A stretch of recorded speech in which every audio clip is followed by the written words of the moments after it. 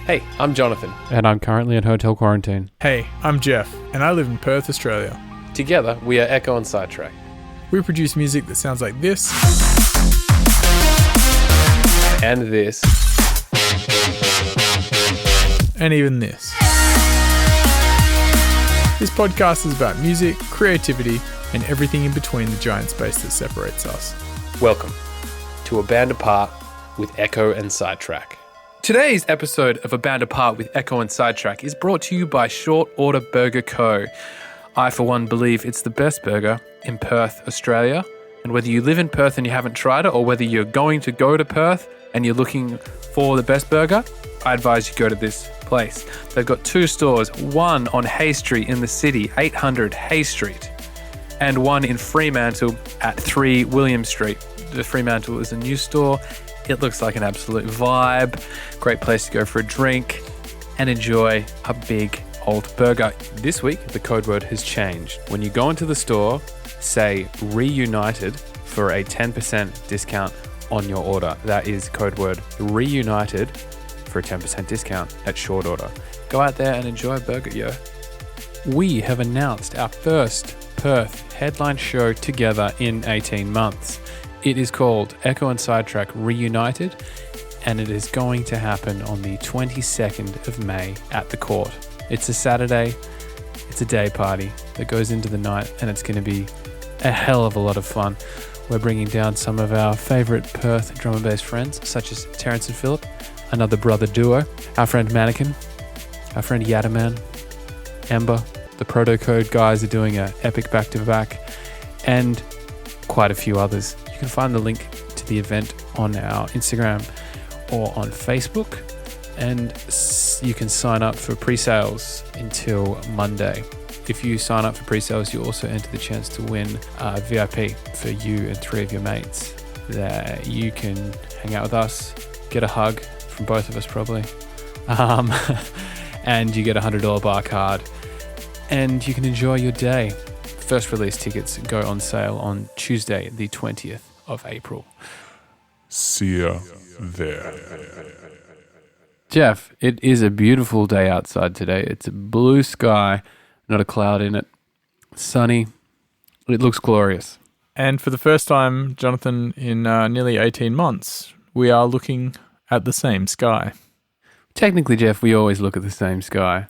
Well, no, we don't at all. Technically speaking, don't. From an objective perspective. Yeah, we are looking at the same sky because I am in Perth. Welcome. Thank you. I am currently inside a undisclosed hotel in the city. Under a pseudonym. Like Richard Gere. And it's good. It's good to be here.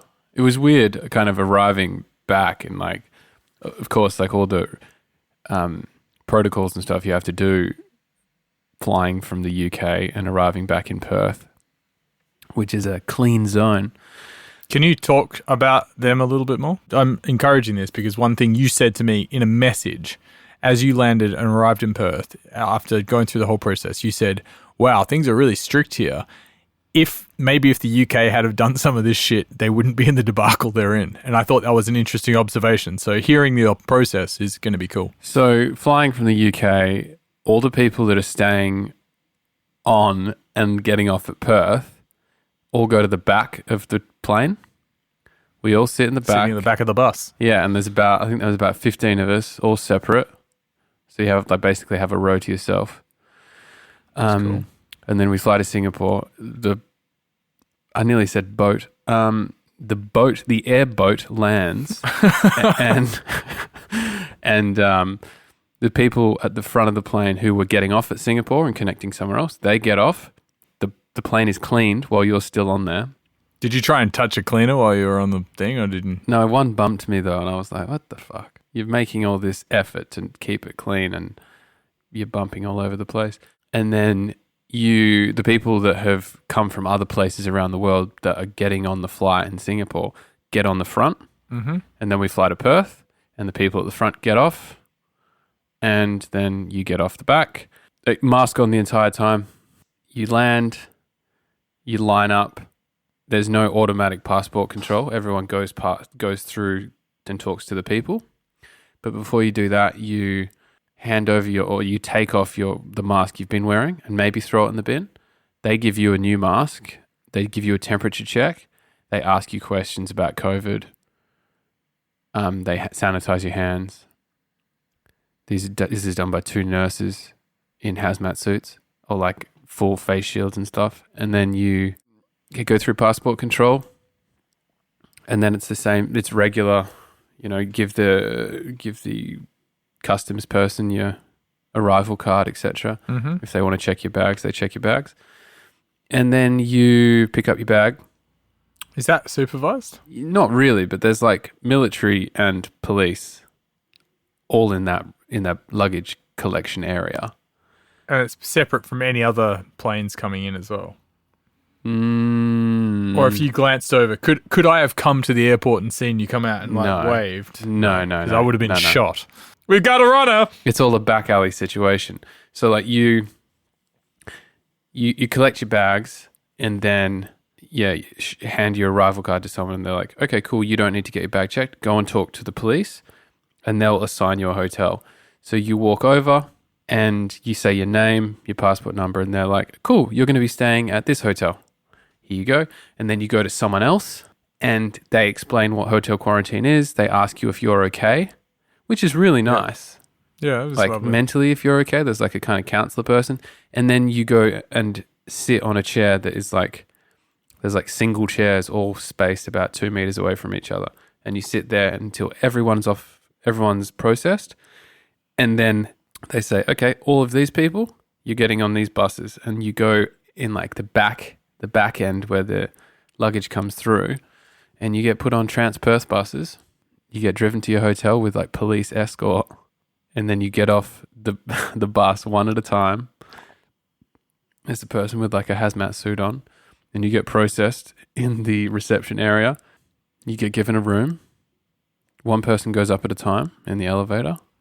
Mm-hmm. All that's wearing a mask. And then you get put in your room. And then that's it. You're not out of your room for 14 days. Breakfast, lunch, and dinner. They call you and you kind of order the food you want out of a select menu. And the only time I can open the door is... Well, I can open the door anytime technically, but I'm not supposed to. But you just like open the door a bit and then grab your little bag of food or put out rubbish and then that's it. That's pretty cool. It's a pretty good process. Like you compare that to what it was like when Jake and I came back from Cologne in October. Back into the UK. Yeah, back into the UK. So we're flying Germany to the UK.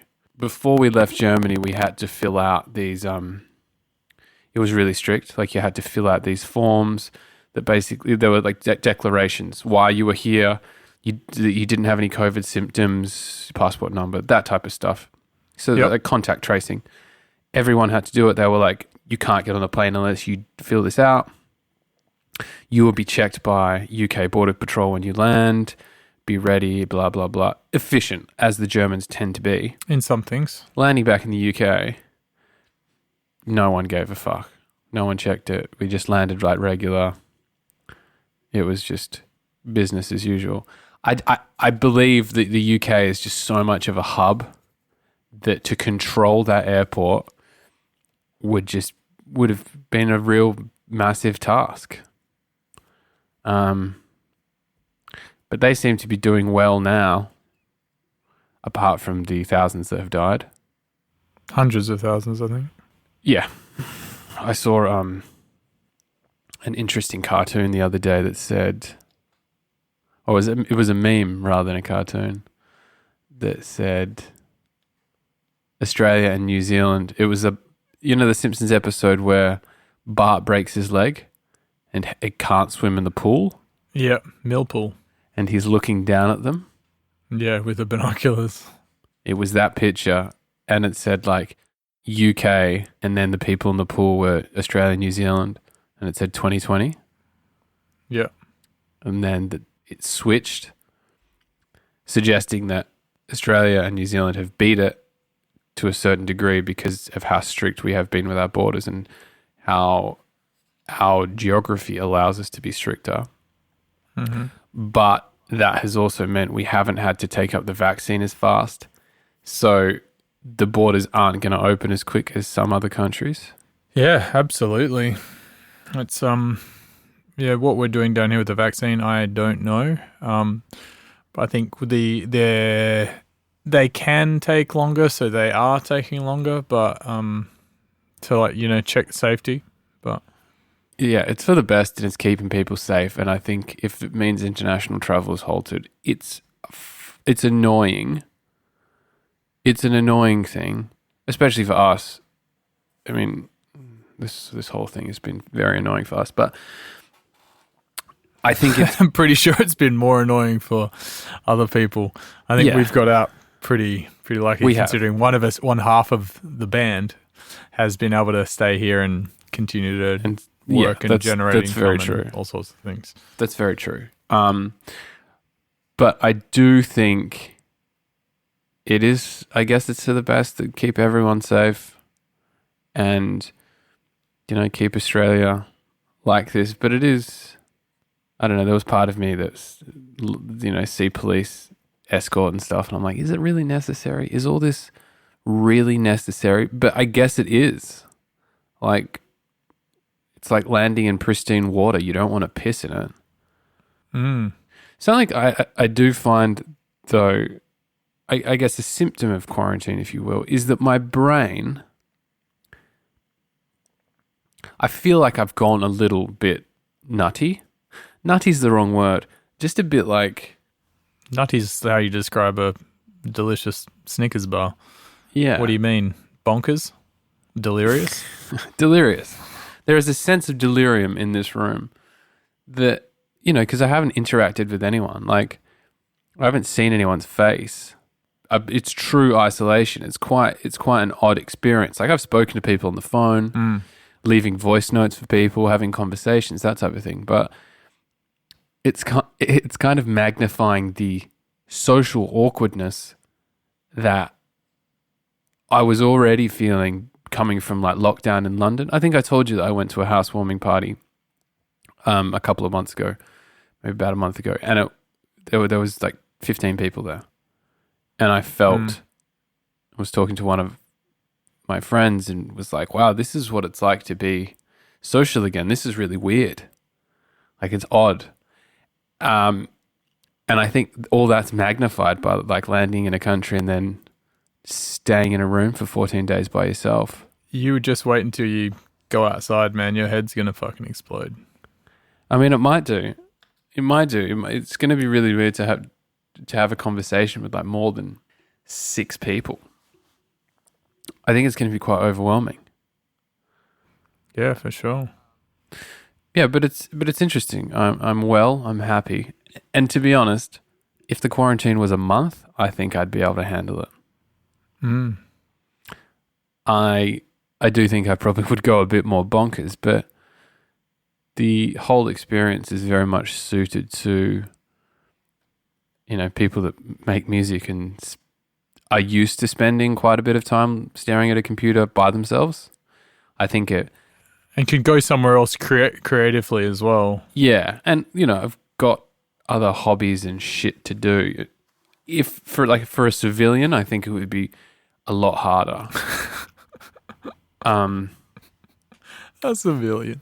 I think it would be a lot harder. I'm a creative mercenary. But yeah, as I come closer and closer to the end of it, I do start to feel that kind of itch inside my bones that is invariably impossible to scratch. Yeah, that's a very good way of putting it. It's interesting that you got away so easily as well. You did have your flight booked, and we didn't know whether it would get delayed or dropped or anything. One of the reasons, or cancelled, because they were quite common. I think a few. I flew Singapore Airlines, which were pretty stable, but still, I had friends that flew them, and they had a couple of cancellations. So it was all very. I'm really glad it didn't cancel, because like when you move country, you have to kind of get all your shit in order to some extent. And I was actually the night before I left, I was kind of fretting a bit about, ooh, what happens if I get to the airport and it's cancelled? Because I have given up my home. I've kind of shut some things off. Like I will be a bit more of a bit more nomadic. So I'm glad that didn't happen, and I'm really lucky that I was able to get back, so we can play a headline show together in Perth on the 22nd of May, which we announced yesterday. What a segue! But one of the genuinely one of the reasons why we push it back a little bit is because we didn't know when you'd be coming back. Although your flight was booked, we just had to allow space for you to not get in a plane for at least 3 weeks. Like people were, for all we know, you might have got bumped twice, and you might not have got here until May the 1st. Yeah, and all of a sudden you're in and then lockdown I have to quarantine and then you burst free right onto the surface. But yeah, I mean, I think we played it quite safe, and I'm really glad it's worked out for us. If I'm going to be honest, last night I was excited about, we'd announced the show and people were excited, and I started to get excited as I was going to bed, and then I was like, oh, I'm going to be able to see all these people and play with you, and it's going to be great and fun and blah blah blah. And then I was like, man, I'm going to have to talk to a lot of people. Oh man, and just the idea of being around so many people was, it's intense.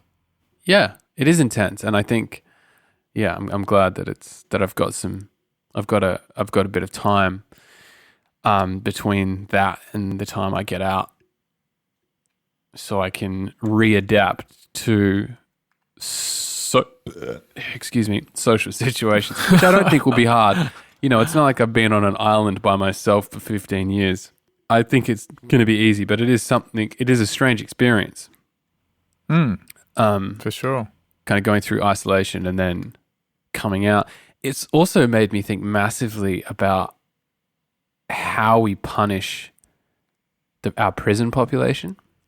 I don't know if isolation is a way towards rehabilitation for prisoners. I definitely think there's violent criminals that are beyond rehabilitation and they deserve this punishment. But I think if we're interested in rehabilitation and prison reform, we should relook at isolating people in a room with one window for extended periods of time, because I feel like that kind of thing only exacerbates whatever mental issues might be going on in their heads. Yeah, it's a very simple and cruel punishment. Yeah. We're social creatures, and to take away any of that is like the ultimate, almost. And it's an experience that most people should not have to go through, but I think most people should experience moments in their life where they spend an extended period of time alone and possibly in a small room. What things have helped you get through it? Have you done anything differently? Did you have a little plan? Have you done anything that you think has drastically helped? Did you have a plan of something that you thought you'd do and you just haven't needed to? I thought I would exercise a lot more. I fully went into this being like, this has got what my daily routine will be. Exercise every day. That kind of thing. But I've felt pretty low motivation to do intense exercise. Yeah. I've done yoga. I've done yoga and meditated nearly every day, which is great. That's great. And that little routine is good. And I've kind of got my little morning routine up with a bit of salted lemon water and some stretches, and then Delicious. yoga and then meditating. But the exercise, which I thought I would do, fucked it off. I did like one session, and then I found motivation for that just super low. I think I've been fairly productive with music and fairly productive with some of the other creative stuff we've been doing. Man, you've been very productive. For the future, I know that if I really need something on the double, all I have to do is lock you in a fucking room and not allow you out. Yeah. because and I think you've probably learnt that, like, it's the ability's there and everything's there. It's just that it's that sheer focus, that stick-to-itness to sit and not be like, I've done some good work, now I want to get up. It's like, I've done some good work, I'm going to continue doing good work, and I'm going to build momentum as I do it. Well, that's the good thing about that's probably come out of it. Like, distraction is definitely my biggest weakness, and I think most people's biggest weakness. And there's no element for there's no time for distraction here because there's nowhere else you can go. Like, I'm not even interested in. I thought I would watch like heaps of movies and shit. I've watched 2 whole movies, I think, and half the season of Band of Brothers. But like, wow, like television or consuming isn't even that much of a distraction. It's interesting when you're in one room and spending so much time looking at a screen, whether it's on music or video editing, the distraction of watching something else isn't there. What would distract me is like going outside or going for a run or something like that. And when that's not there, you're like, okay, well, I may as well just continue working through this. And what I have found is that yearning for reward or distraction you get after doing some good work or doing some good time, that can be replaced with, standing in a different part of the room, drinking some water, doing some sort of movement, and then being like, okay, and then you get back to work, and you lose that. You quickly forget that you didn't get like a good enough reward, if that makes sense. Yeah, absolutely. And also, you're sorry, you go. No, and you didn't need to reward yourself for that time. Yeah, that's what I was going to say. It's like you have kind of worked out that you didn't need to, essentially. It's like, I thought I needed 6 little breaks because I'm doing great work, but actually I need one good one and a few little ones. Like even at the studio, I'll do some work here and then I'll go down and chat to Carl and then I'll find this like new rhythm again. But if I'm on a good rhythm, I'd rather it didn't break. So it's like it's being caught in the flow, and I think you've probably learnt some stuff about how to create and sustain your own flow, which I think is really, really important. Congratulations. Yeah. Well done. I've organised a small gift upon your leaving. The security guard that's been watching you from down the hall. Raoul. He's a friend. And he will be giving you some flowers on your way out. Maybe if you talk to him again, tell him to stop scraping around late at night. I can hear him walking. You're scratching around. Yeah, I think it's going to be interesting to kind of apply. I have been reflecting on how this experience has kind of shaped and changed who I am and how I do things. And I think it's going to be interesting to apply some of those ways and habits and this kind of stuff I've formed into real world application. It's like I've been doing experiments and learnt things while I've been in zero gravity for the last year. And then I'm coming back to Earth and I'm going to apply all that stuff I've learned and seeing if I can do, advanced chemical experiments in Earth's gravity. Yeah. To some extent, I like how you stretched the metaphor. That was good. This is another space metaphor that I've used because really we all know that my dream is to become an aeronaut. Would you go to space? I think we've had this conversation Fuck before. I would die in space. Something would go wrong. I don't think something Someone- go wrong. I think I'd make a small mistake. They're like, Jeff, all we need you to do is flick that switch when we say go. And it's like, all right, we're just going to need you. And it's like, now? And you're like, not now, the blasters. And like, I feel like I'd bump something. I'd bump like a window and it would just like open. I just hate the idea. It's the same. I feel the same about space, how I feel about deep sea. I watched a video. I don't know what channel it is, but basically this guy just talks about stories that around like horrible ways to die. ugh. And he talked about I can't remember the name, but I'm going to go ahead with the story anyway. Not the Kursk. Basically, there's a type of diving where on oil rigs, people need to maintain the actual connection, which is usually quite low. And so what Maintain the oxygen connection with the or like upper the levels. actual drill that's going into the earth and maintain Yeah. the pipe. But because it's so low and it takes so much time to decompress, what Yeah. they do is they create little like sea hubs that are halfway down.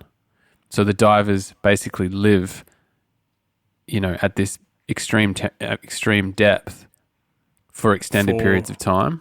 And then Whoa, they decompress for like a week when they come up the top. But they basically do these super long shifts. So they do shifts of like, they spend a month down there Fuck that. living in this like little sea hub and then go dive every day. And then they come up and decompress. It's called like surface diving, or it's got a name, but it's one of the most dangerous jobs in the world. So there was this, so the rig was in the Norwegian Sea. I think it was in the 80s. And basically there were 4 divers and 2 were coming back to the hub.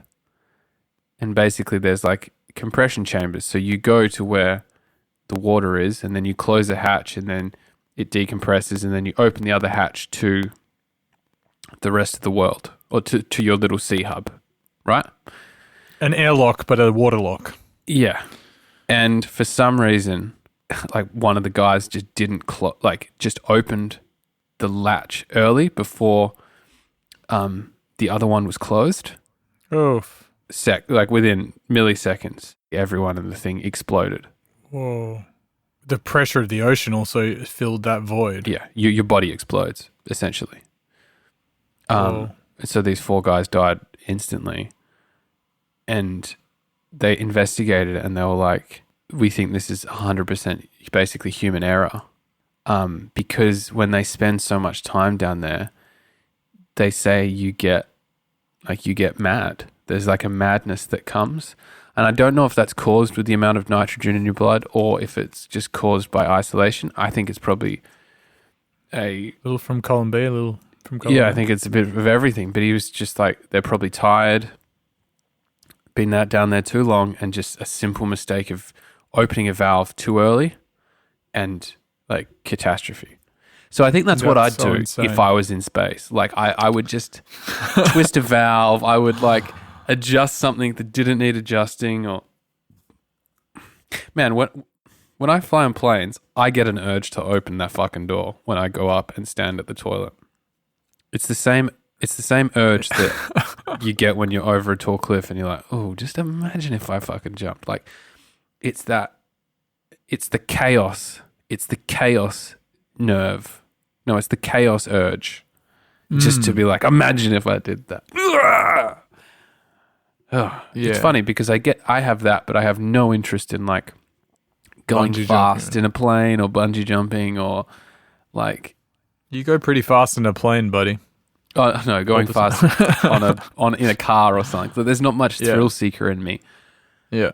but there is an urge to cause absolute catastrophe. I don't know what that is. Neither do I. I don't think I'm exacting enough for space or underwater. Like, I'm very No. much a like, yeah, let's much of a push things vibe, around. Let's see what happens here. Like, like I'm not like turn it to exactly 103, and now wind that back to 100 over the next 30 seconds. On my count, I'd be like, what, 103? All right, yeah, cool. 1, 2, 3. You're counting too fast, Hanson. And you're like, what are we going down to again? Yeah. I think if you Your gave side us of the engine's blowing up. Retract the arm. I'm like, what arm? if you gave us a list of 100 instructions, Oh, that's a great test. Imagine like 100 basic instructions on how to like operate something. So if there was like I don't know, the semi-complicated like lever or whatever system. It could be as simple as giving us a complex cake recipe. Yeah. There would be a point where we go, I don't know if it needs that. Yeah. Or we'd be like, I might just modulate this here. We're too much of like, I added the flour and the sugar together, so now I've worked out the combined weight. Oh, but it says add them in step 15 anyway, but I'll just add it.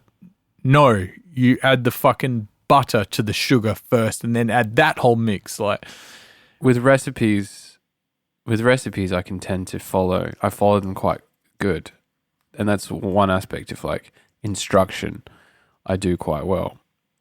But man, I find it when I do production tutorials online. So I'm saying I'm learning something about a synth or learning how to make a bass sound or something like that. I will follow it for about 5 or 10 minutes and then I'll be like, okay, yeah, I get it. Yeah, okay, cool. Actually, I've made a cool sound. I'm now just going to freeball this and continue on, same. which is good, but I should also, it means you're kind of maybe learning something to about 70%. Yep. And then you kind of go off, but it also shows there's confidence in the your ability to do something, and you're following that thread. It's not as fucking. There's not as much risk in making music and not following a production tutorial on bass harmonics, as there is in launching a spacecraft. So we don't have to. We don't have to follow the instructions necessarily to the T. If there was something we had to do, like, I'm sure we would rise to the occasion and fucking pay more attention and actually follow the instructions. It's a difficult thing to do. If you're out there and you have a high risk, highly scientific job that you need done, call us and maybe we can use that as the test to see if we can perform under high stress situations, such as flying a plane. Would you feel comfortable if you were flying a plane with someone else and they were like, you've got control? Yeah, I think it would be very present making, but I would want some instruction. I don't know, it could be cool, but I wouldn't want them to be like, all right, I've instructed you and now you're going to land this bad boy. I'd be like, but again, you would become very present. One of the things that I think makes us great at what we do, and also is a bit of a negative, is the creativeness of it. So like, it's the little distraction in your brain that makes you go like, oh, I'm thinking about something else that sparks a great idea that goes. Yeah. But, to follow very clear directions, allows no room for that like creative vibe. Yeah, moment. There's no creative way to land a fucking plane. There is. Ask Sully. Yeah, that's true. But yeah, I mean, it's pretty, it's pretty mathematical, I remember you told me ages ago, we were talking about the fact I didn't really like flying at this time, and you were like, just remember the plane wants to be up. It wants to stay in the sky based on the Bernoulli effect. Can you explain the Bernoulli effect to me? And I was like, okay, that's... Hello? Hey, I might need to get tested. Hang on a sec. Sorry about that. I just had to get my final COVID test. I interacted with a person. How was it? It was nice. A little awkward. How is the COVID test? It's fine. The one I did in so basically they just go in your throat, get the back of your throat, and then they go on your nose and get your back of your nose. But they don't go that deep. The one I had when I was in London was more invasive. Like I was gagging because the guy had to get a solid swab on my back throat. Mm. But it's pretty funny. It's not funny, but it's pretty ticklish. Like I started giggling because I just kept going like, and then start laughing. And he's like, the back of your throat is so ticklish. And I was like, yeah. Was Jafar from Aladdin giving you the COVID test? No, it's just this. He was this older. I think maybe he was Middle Eastern, just like this older kind of. There's those doctors that just look. It was like older, happy, wise doctors. I love them. They're the best. You're like, you've got kind of this fatherly feel. Yeah, good bedside manner rather than like some cold, like weird piercing eye person's like, your throat is closing up. Yeah. So it's just, I think he might have been like Egyptian or Iranian or some Middle Eastern guy that was like just nice. That was actually a lovely weird medical experience. All my medical experiences in the UK were actually quite beautiful, for lack of a better word. Except for the Skype call when you actually had COVID? Yeah, that was kind of annoying because I had to talk to them, and at the time I couldn't really talk because my throat was so swollen. But it's pretty dope that they gave you, like, you could do phone call doctor visits. You just kind of gave them the symptom, and I almost felt like I was part of my diagnosis because I was like, my throat's swollen. I can't really talk. I've got bad fevers. I've got this. And he's like, okay, it sounds like you might have an infection. I was like, yeah, well, my glands do swell up when I've got this. It kind of feels like tonsillitis mixed with something else. And we kind of worked out the diagnoses together. And then I said, I think antibiotics just work well in this type of situation. And I was like, yep, okay, I think so too. So they sent me some antibiotics. Yeah, well done. Well, Jonathan, thank you very much for sharing with me your trip to date and the things you're learning. Can I ask you one more question before we go back to our respective working days? What are you most excited to do when you get out? The first thing that comes to mind is swim in the ocean and see Polly. I said hello to her today and asked her if she knows who's coming back soon. And what did she say? She said, "Why, of course I do, Jeff." Why do all dogs sound like that in our brain? Oh, I don't know, Davey. I'm just excited to get in the ocean. I'd like to stand on the beach and look at the ocean and then walk in slowly and then submerge myself, preferably in the lagoon at North Beach. It's a good spot. Yeah, I think that's the first thing that comes to mind. I'm excited to do everything. I'm excited to see you, see the studio, see mum and dad, see all the friends, have a beer.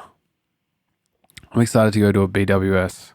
I'm excited to go to Coles in fucking Leederville. Like, I'm excited to go to an ATM. I'm excited just to do some normal shit. Because all these concepts are kind of somewhat a little foreign. And I haven't done them in the Australian way or in the Perth way for so long. Yeah, for sure. The different systems. I'm excited to drive a car. Yeah, it's been a while. Yeah. I'm excited to do a lot of stuff. I'm excited to have momentum. Life momentum more so again. And I think it's going to be good. And like the intrepidation, is that the right word?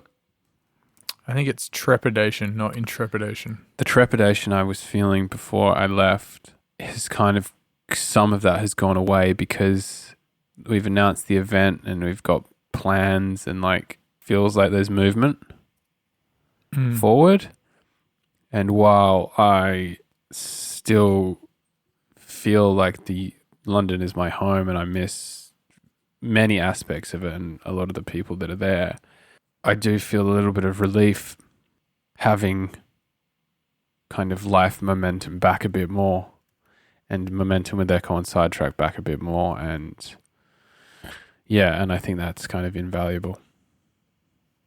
Absolutely, man.